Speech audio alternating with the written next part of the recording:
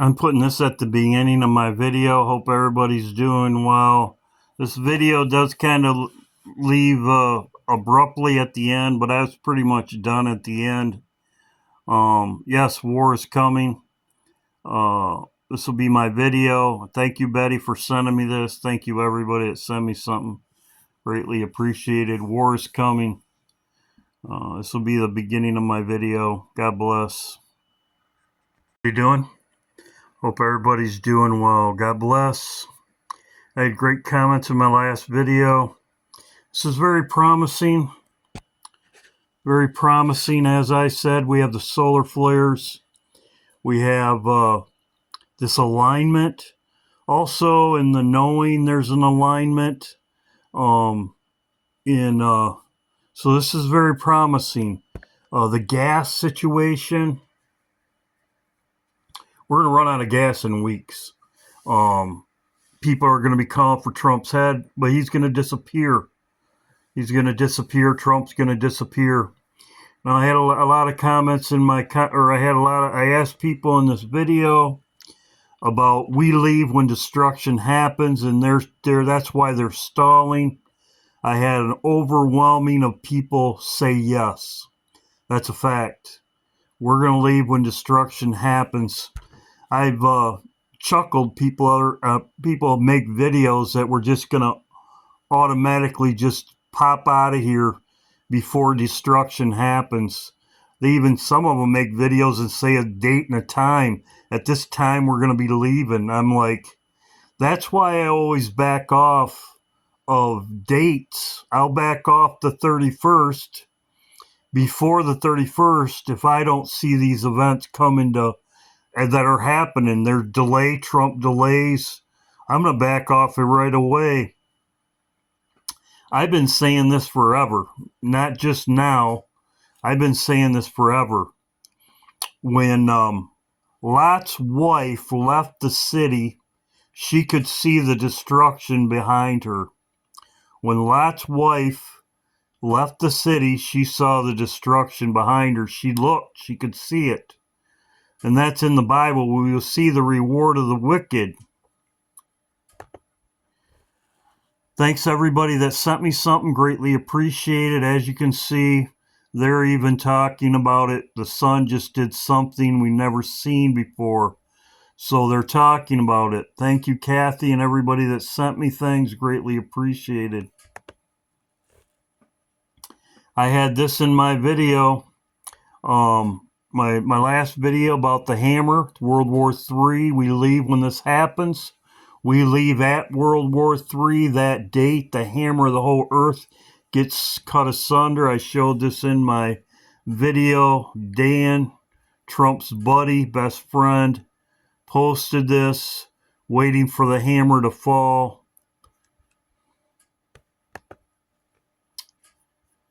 The same day that Lot went out of Sodom and Gomorrah, same day.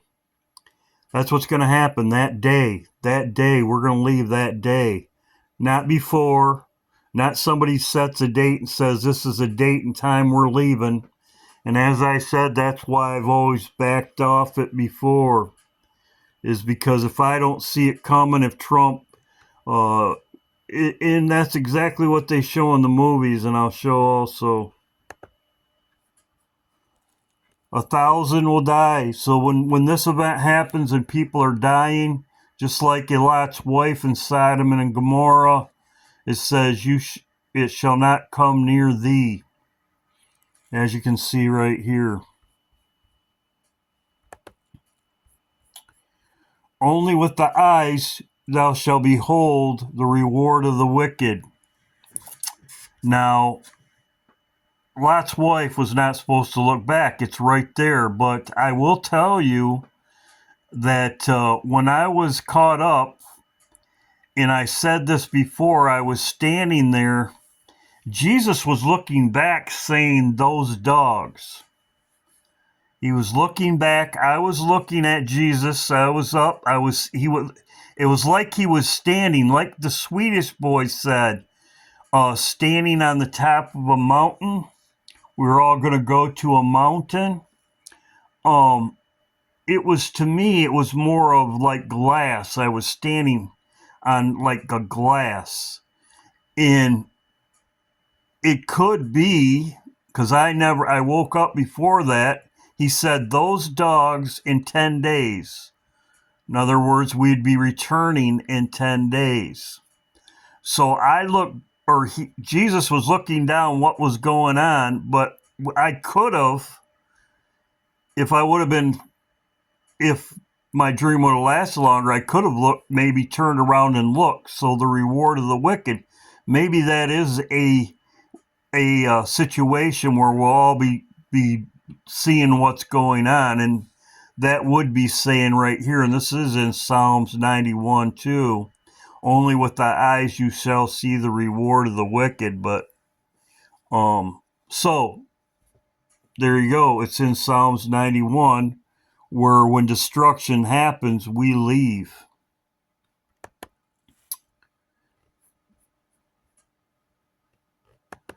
This is also in the day after. These events all happen in one day. The looting at the supermarket that I show a lot of right here, the looting happens all in one day. Everything chaos in one day. This event happens in one day. The day after. This day right here is when the nukes fly. Everybody's routing the supermarkets. Now I'm going to go over some things. Cuba plans to attack on U.S. soil. This is, everybody's been sending me, Betty, Carol, Lisa, Vivian, everybody's been sending me this. Cindy, Rhonda, everybody. Christina, greatly appreciated. This is what Grover said, or whatever, Henry says. He was saying that the ships, the nuke subs, would be off the coast, and that's where they're at right now. They're off the coast. Lisa sent me this also. Thank you, Lisa. As you can see, he also says, grievous upon the head of the wicked. So he's saying the same thing. When this all goes down, he's saying exactly what I'm saying. I've been saying this for years. This is not just something I just started saying. A lot of people say, no, we're going to leave, whatever. No, we leave. And even, like I said, I've seen people even say that this Friday, certain time at 5 o'clock, we're going to be leaving. No, it's going to be chaos. Order out of chaos. That day event. That's also what they show right here, iPet Goat. As you can see, off the coast of Florida, Cuba, right there, we are very close. As you can see right here, that's exactly where he's pointing. iPet Goat. Cuba fires Russian missiles as U.S. closer than ever. So we'll see what happens.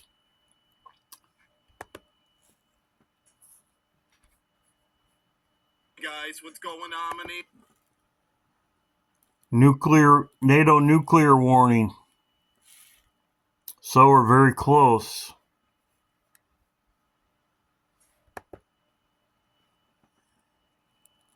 Very interesting. This is very interesting. A wedding. They're talking about a wedding.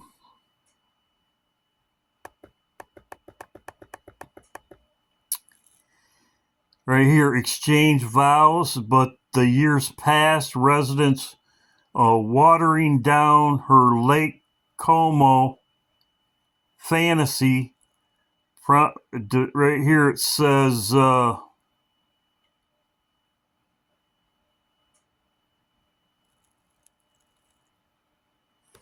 right here, glowing up in India, always imagined her dream wedding on the memorizing shores of Italian Lake Como ringed by stunning alpine peaks, very interesting, the Swedish boy, and a piercing blue water, very interesting, piercing blue water. Then down here it says,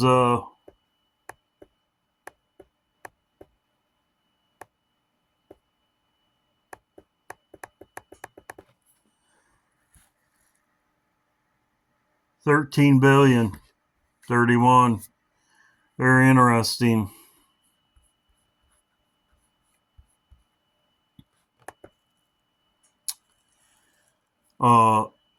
Iran's saying their fingers on the trigger.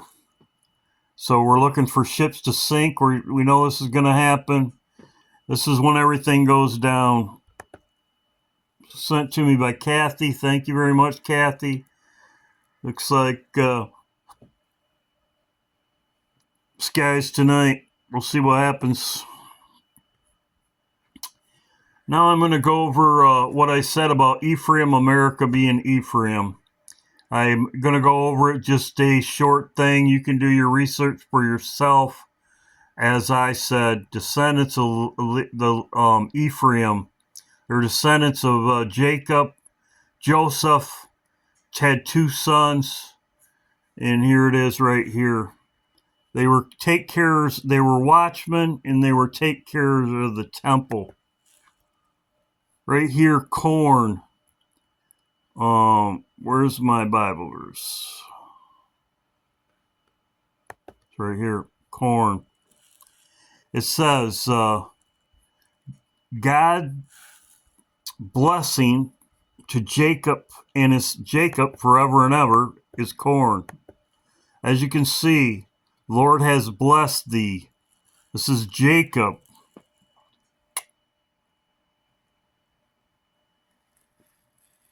Had made an end of blessing Jacob. This is Jacob's blessing, and this is corn. He was blessed with corn, and that goes from his generation to generation. He was blessed. That goes to Joseph, the firstborn son, and then you go to Ephraim, his descendants. This is corn.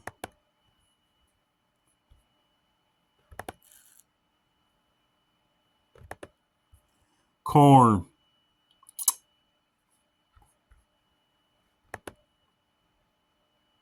Here it is, corn.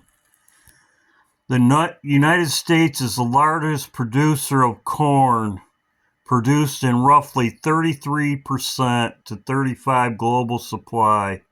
As you can see, the United States, the blessing of corn went from Egypt with Joseph to America with corn. So as you can see, the corn, the blessing came. God has always fed his people. God has always fed his people. So corn, the United States, Ephraim, got a double blessing. Descendant of Joseph got a double blessing.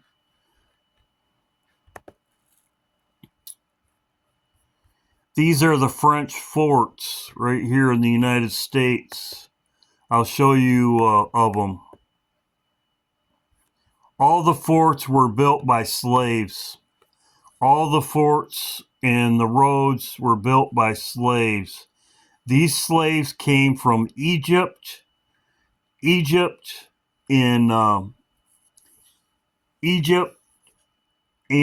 Israel and Syria, and I'll show you the maps. French, in Great Britain got their slaves from Africa. I've showed before where the slaves in Africa are descendants of Abraham, and I showed the wives of Abraham. I went all through that before. The descendants of Abraham. I've said that they came slaves, just as the slaves of Egypt. They are slaves. They are brought here. They were slaves, just as in Egypt. Moses' family were slaves in Egypt, and I went all through that. But France and Great Britain were fighting. You can check this out for yourself. Great Britain and France were not friends. They had a battle. Napoleon was going to take over Great Britain. Napoleon was going to, he had his army, he had his boats, and he was going to take over Great Britain. There was a battle. England won. They were fighting. They've always been fighting. They did not have ports together. They did not ship together. They blockaded each other. They hated each other. Napoleon, they hated each other. These are descendants of Jacob. Why is that important? It's right here. Jacob, 12 sons. He had two main wives, and he had concubines. He had two wives. Most people know that. There's Leah's, and there's Rachel's, okay? And then he had concubines too. But he had two wives. Okay? Rachel and Leah, okay? As you know, Joseph had two Ephraim. So Ephraim is a descendant of Joseph. Now, why is this important? And I'll get to it. But the fact of the matter is, I know where I came from. I've said it before. People say there's mockers and scoffers. My grandfather was a sharecropper. Sharecroppers came from slaves, okay? And it was because of my dad's mother. I'm a descendant of Ephraim because of my dad's mother. My dad's mother was a sharecropper. My grandfather had two wives. My dad had two wives, just as Rachel and Leah. My dad's wife, my dad's first love, died at childbirth giving children. She died after two children. She died at the second one in childbirth in a hospital, just as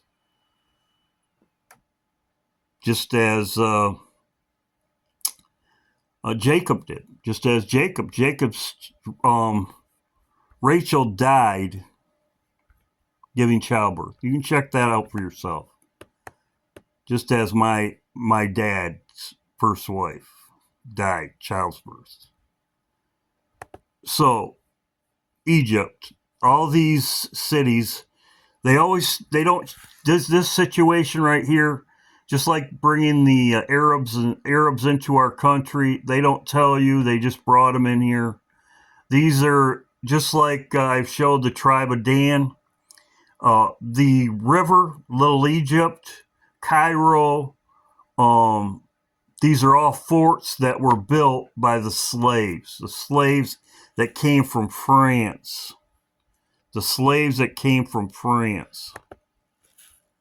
As you can see right here, Napoleon right here, battle at Galilee and the Jordan River.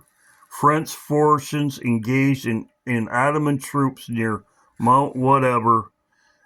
And right here, Syria, the Battle of the Pyramids in Egypt. When they went there, they took slaves. Napoleon had slaves. Right here, you can see 18 right ever. Slaves. They brought the slaves to America on boats, and they built their forts, and they had been doing this for a while. Also, I believe the Indians, I've said it before, some of the Indians could be also the Mexicans, I've said. They were brought here. I've showed maps.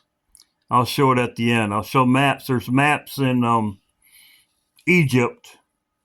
There's maps in Egypt of the United States before Christopher Columbus. And I've said this before. The Mexicans also could be Napoleon. And what he did is he went there, he conquest, and they took slaves. They took slaves from these areas right here, not Africa. They took slaves from right here um, they took slaves and brought them to build their forts or whatever, and they were copying Great Britain. Great Britain was taking slaves from Africa, and Napoleon couldn't go to Africa. They were fighting the ports or whatever. Napoleon took all of his slaves, descendants, Egypt descendants, to America, and right here, exactly. He abolished it, as you can see, abolished slavery right after he sold the Louisiana Purchase to America. He abolished slaves. Why? Because he was done.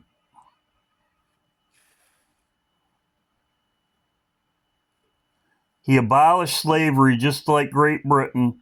They abolished slavery at the Louisiana Purchase.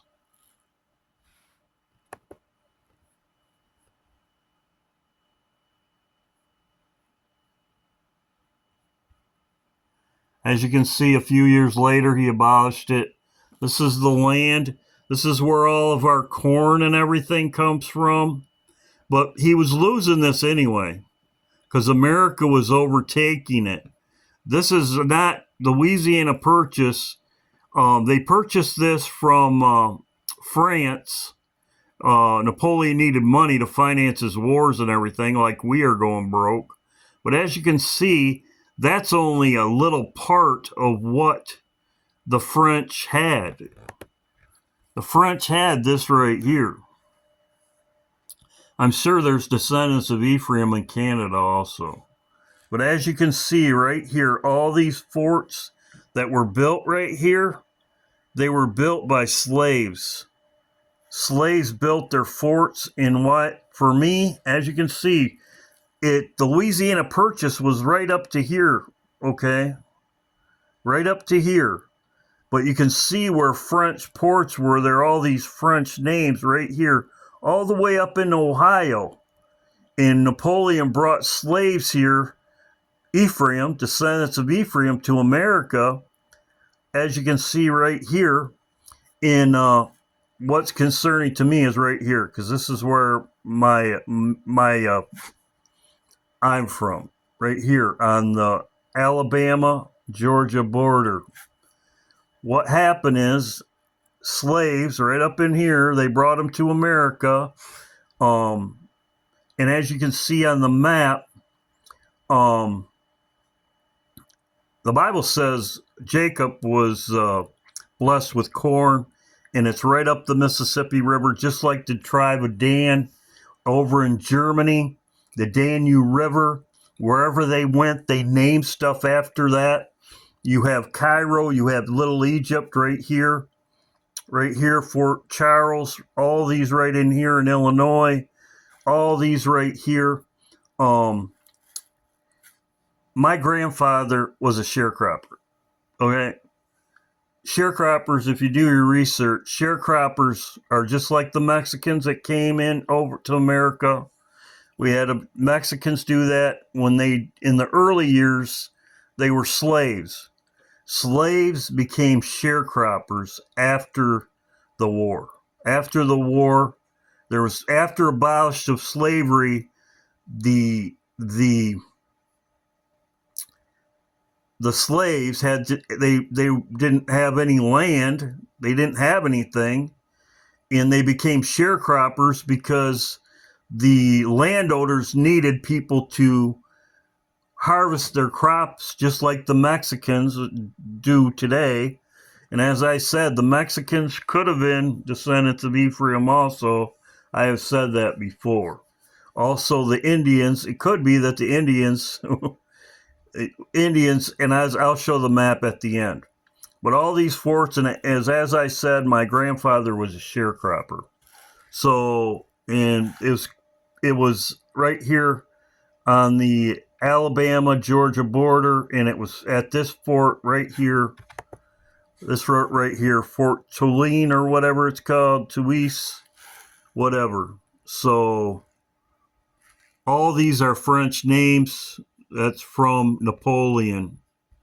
In the Louisiana Purchase, as you can see, the America was overtaking this land, a civil war, whatever. They were overtaking this land, and the part that was sold is less than what was originally had. But that's where all the corn comes from. The corn comes from right here, descendants of Ephraim, the blessing of Jacob.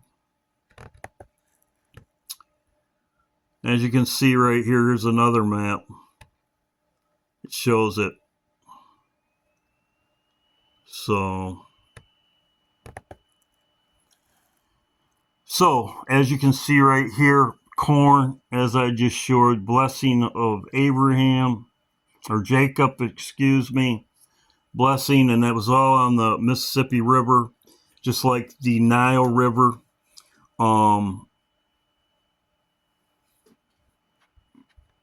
Now, why is that important? I've said this before, or this is in Malachi. It says, "For I am Lord, I have not changed, therefore the sons of Jacob are not consumed." Spared, as I've talked about. This is Malachi chapter 3. Also, the descendants of Jacob, the Levites, the descendant of Jacob, were also watchmen. They were watchmen in the Bible. The watchmen were the descendants of Levite, Jacob, as you can see, not consumed. You're spared. You're spared the fire.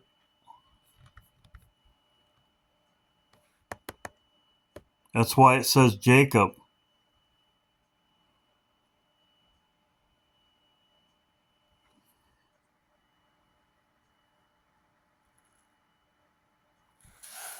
And it does say this here also. It says that a lot of people that don't know that they're descendant of Jacob or Ephraim, it says, "Your fathers, ye are gone away from my ordinance and not kept them. Return unto me, and I will return unto you." How do you return unto him? You come to him every day. You pray. Pray that you're found worthy. I love the Lord. And tithe and offering, I've said before, that's 10%. This is a book of remembrance. As I've said before, I've talked about this before. This is just short. I could go on and on about this. So, Malachi chapter 10. This is a book of remembrance, as I've talked about before. Or, excuse me, Micah chapter 4:10. I wanted to bring this to your attention also. I've talked about this before. Babylon.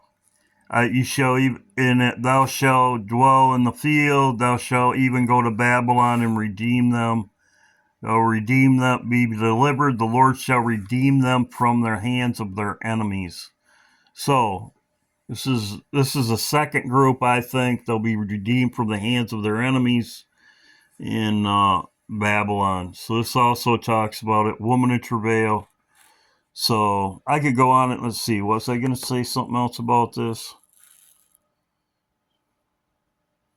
Yeah, right here. I showed this before in my other videos. Egyptians had boats 4,500 years ago. Why do we think that they didn't try them out in the ocean?